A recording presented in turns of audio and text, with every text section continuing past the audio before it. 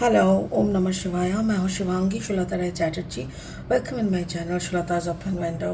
Cancer, ये आपका rating है 1 नवंबर 2023 से लेके 15 नवंबर 2023 तक की एनर्जी के ऊपर ये रीडिंग है। सॉरी, ये रीडिंग्स मेरा इरेगुलर बन रहा है because my dad is in hospital. वो आईसीयू में भर्ती है, मेडिकेशन चल रहा है उनका ऑर्गन फेलियर का, तो इसीलिए थोड़ा डिस्टर्ब हूँ। और इसी डिस्टर्बेंस के साथ ऐसा रीडिंग करना भी सही नहीं है, तो इसीलिए आज थोड़ा वो ठीक है, आज उनका हालत थोड़ा ठीक है। So I am doing this reading. Okay, as usual 3 card का रीडिंग बनेगा। कैंसर, थोड़ा बहुत पास्ट, प्रेजेंट एंड फ्यूचर लेके हमारा फोकस रहेगा आपका लव, रिलेशनशिप, करियर, फाइनेंस के ऊपर एंड हेल्थ के ऊपर। तो चलिए देख लेते हैं कैंसर, नवंबर का महीना आपके लिए क्या ला रहा है। The past energy is poised. आप कोई चीज़ को लेके बहुत ज़्यादा पॉइज्ड हो। And then young energy, okay, and your future energy is time for a nap. Okay, तो मुझे ऐसा लग रहा है जैसे कोई चीज़ को लेके आप बहुत ज़्यादा पॉइज थे, मतलब बहुत ज़्यादा कॉन्शियस थे, बहुत ज़्यादा अटैच्ड थे। तो उस उधर पे हो सकता है कि कोई चीज़ का चेंज हो। 48 है, 9 10 11 12, 2 + 1 = 3, यानी कोई थर्ड, मतलब हो सकता है कि घूमना फिरना या कोई अलग काम को लेके किसी और के विषय में कोई चीज़ को लेके तो आप काफ़ी पॉइज थे, काफ़ी। बट अभी यहाँ पे जो दिख रहा है वो है कि जैसे आपको अचानक से यांग एनर्जी, यानी आपके अंदर का सत्ता, और अचानक से कोई परिस्थिति को देखते हुए जाग उठे और उनको आपको लगने लगा कि नहीं, जिसको लेके हम इतना सोच रहे हैं उसको नहीं करते हैं, बल्कि मेरे जो पार्टनर है, मेरा जो संपूर्ण, मेरा जो सोल पार्टनर है, उनके तरफ मुझे ध्यान देना चाहिए। और उसके बाद है time for a nap. Spirit का ब्लेसिंग कार्ड है कर्मा रिलीजिंग। मेरे ख्याल से कुछ ऐसे आप परिस्थिति में शायद आप फंसे हुए हो, आपकी ज़िंदगी में कुछ ऐसा चल रहा है जो कि आपका कर्मा है। It can be your past life Karma, it can be your present life, कुछ भी हो सकते हैं। क्योंकि जब भी हम लोग कुछ बैड कर्मास करते हैं, उसको हमारा बैड टाइमिंग के साथ हमको उसको वॉश करना पड़ता है गुड कर्मा देके। तो हो सकता है आप कहीं ऐसी जगह पे फंसे हो, कोई ऐसी पाबंदी में फंसे हो जहाँ पे आपको सेवा मूलक काम करना पड़ रहा है, सर्विस प्रोवाइडर बनना पड़ रहा है, बहुत सारे टेंशन, बहुत सारे ड्यूटीज़ को दिमाग में सर पे लेके घूम रहे हो। तो ऐसी हालत अगर है तो डोंट वरी, आप जान के रखो कि you are releasing your karma. Bad karma release होके गुड कर्मा क्रिएट हो रहा है। So this is how you are getting the blessings of universe. तो इसको अच्छे से करिए, ठीक है। चलिए, स्पिरिट का ब्लेसिंग कार्ड समझ में आ गया, उसको फिर बाद में देखेंगे कितना मैचिंग होता है। अभी लेनोर्मैंड डेक से 3 कार्ड लेंगे रीडिंग को फाइनली आगे बढ़ाने के लिए।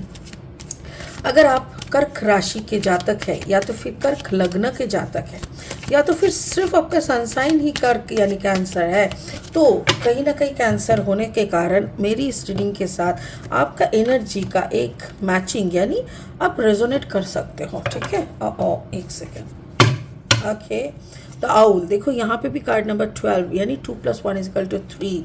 तो कुछ ऐसा चीज़ को लेके आप बिजी थे जिसको शायद लोग भी देख रहे थे, हो सकता है कि आपकी खुद की काम, आपकी खुद की पोजीशन, आपकी खुद की कमाई, आपकी खुद की एटीट्यूड, कुछ भी जिसको लोग ना बहुत देख रहे थे। Okay, the second is the bear, या नॉन बेयरेबल सिचुएशन को अभी आपको झेलना पड़ रहा है जो शायद आप नहीं चाहते हो। But yes, again the Karma, the key यहाँ पे बोल रहा है time for a nap. Exactly, आपको ये कर्मा रिलीज करने का एक रास्ता, यानी एक मौका मिल रहा है। सो यूज दिस मौका, इस मौके को आपको अच्छे से यूज़ करना चाहिए, ठीक है। और 3 कार्ड लेंगे रीडिंग को आगे बढ़ाने के लिए।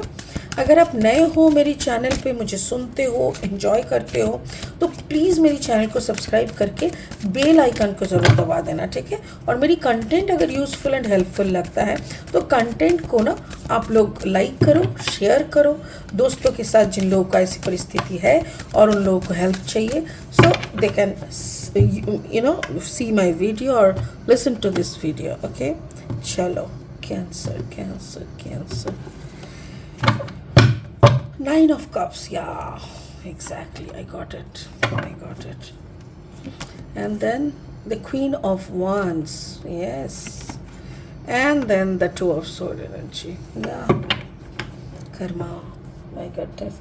मुझे ऐसा लग रहा है कैंसर, मुझे वही दिख रहा था, पहले भी मुझे वही स्पिरिट बोल रहे थे, अभी तो और स्पष्ट तरीके से मेरे को समझा दिया, जैसे कि देखो पास्ट एनर्जी, देखो आप कुछ चीज़ों को लेके बहुत वोकल, यस थैंक यू, बहुत वोकल है, मतलब आप बहुत चर्चा करते हो, हो सकता है कि आप अपने घूमना फिरना, अच्छा ज़िंदगी जीना, आपका पैसे का मतलब बहुत रोआब झाड़ते हो, मतलब लोगों को दिखाना, या हो सकता है कि आप ऐसे एक लड़की या लड़के से प्यार करते हो जो कि जिसको लेकर आप शो ऑफ करना, thank you, show off, yes this is the word.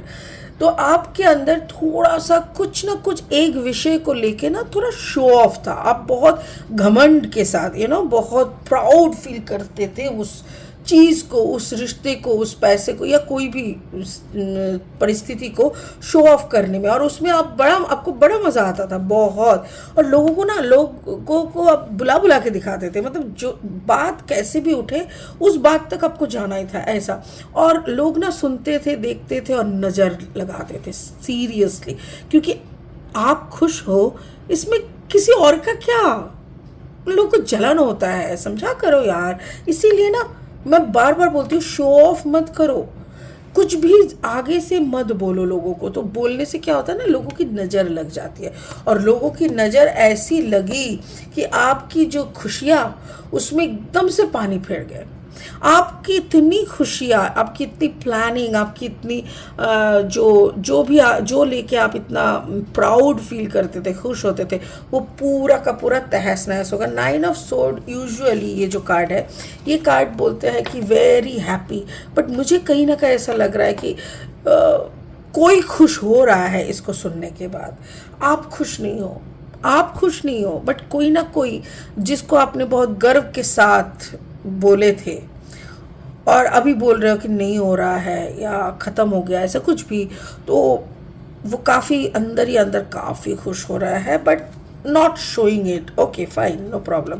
तो जैसे भी है, ये आपका पास्ट एनर्जी है, आप ऑलरेडी इस ऐसी एनर्जी से निकल के आए हो। अभी प्रेजेंट में क्या हो रहा है मुझे ऐसा लग रहा है जैसे यंग एनर्जी है, मुझे ऐसा लग रहा है आपका जो पार्टनर है, अगर आप एक मेल कैंसर हो तो आपकी जो फीमेल पार्टनर है उनका तरफ से कुछ हुआ है जिसके कारण आपकी ये खुशियों पे पानी फिर गया, और उनके तरफ आपने अपना जो ड्यूटी है वो निभाने के लिए आपने एक कदम लिया जिसमें आपका प्रेस्टीज गुल हो गया या आपका शो ऑफ का धजिया उड़ गया, जो भी है, but you take that chance. आपने वो उतना बड़ा कदम क्यों लिया? क्योंकि आपके जो पार्टनर है वो कोई अनबेयरेबल सिचुएशन में है, मतलब ऐसी कोई परिस्थिति में वो फंसे हुए हैं जो कि जिस परिस्थिति में वो अकेले वो उसको शायद डील नहीं कर पा रहे हैं, बट उनके पास और कोई चारा भी नहीं है। तो ऐसी परिस्थिति में, और if I am not wrong then may be आपका पार्टनर जो है वो फायर एनर्जी का है, she can be Leo, Aries, Leo, Sagittarius, but queen of wands है, तो बार बार मुझे लियो का चेहरा याद आ रहा है। ऐसा लग रहा है जैसे आपके पार्टनर की परिस्थिति है, the bad phase actually in your partner's situation, the bad phase, your partner is going through the bad phase, और आपने उनको मदद करने के लिए पूरा जो भी झेलना था वो आपने झेला, और ये आप काफ़ी आपको ख़राब लग रहा है, दुख हो रहा है, lot of plannings are there, but जहाँ भी है जैसे भी है, ये आप अपने पार्टनर को सपोर्ट करना चाह रहे थे, इनके बाजू में खड़े होना चाह रहे थे, इनको आप कुछ समझाने की कोशिश कर रहे हो कि देखो आई am not that much selfish कि मैं अपना शो ऑफ, मैं अपना घमंड को लेके रहूँ, I am okay with whatever you are facing, I am also with you. तो ऐसा करके आपने उनको समझाए the present. And in future क्या होगा? In future time for a nap, मतलब हो सकता है कि जो प्लानिंग आपने यहाँ पे किए थे, हाँ मुझे ना यहाँ पे एक वैकेशन, मस्ती, ऐसा कहीं बाहर जाना विदेश में, ये सब लग रहा है। अगर ऐसा वैकेशन का था और आप वैकेशन को कैंसिल कर दिया फॉर सम मेडिकल रीज़न या फिर कोई मेडिकल डिमांड के कारण, और अब अभी आप क्या करेंगे, सामने दशहरा का छुट्टी है तो शायद आप प्लान करो ठीक है फिर जाना तो नहीं हो रहा है, चलो घर में सोए सोए वक्त बिता देंगे, नेटफ्लिक्स तो है ही अपना अपना दोस्त, तो उसी के साथ हम सोए पड़े रहेंगे लाइक नियर फ्यूचर में। जो कि आपका बहुत बड़ा सपना था, बहुत बड़ा प्लानिंग था, वो सब चूर चूर हो गया। Now you are looking forward कि जो भी हॉलीडेज़ मिलेंगे उसमें हम सोए पड़े रहेंगे, घर में ताला लगा के आराम से घर के अंदर पड़े रहेंगे, कोई डिस्टर्बेंस नहीं चाहिए। बट एक ही तरफ आपको ये भी लग रहा है कि your partner is not happy, क्योंकि देखो पार्टनर का ही बैड जो वक्त था, बैड सिचुएशन था, उसी में आपने उनको हेल्प किया, उनके कारण ही आपने सब कुछ कैंसिल किया जो भी है। बट कहीं ना कहीं आपके पार्टनर का दिमाग में ना ऐसा लग रहा है जैसे उनको भी गिल्टी फीलिंग हो रहा है कि मेरे कारण आपको ऐसा करना पड़ रहा है। बट आप श्योर नहीं हो कि वो कितना गिल्टी फीलिंग में है।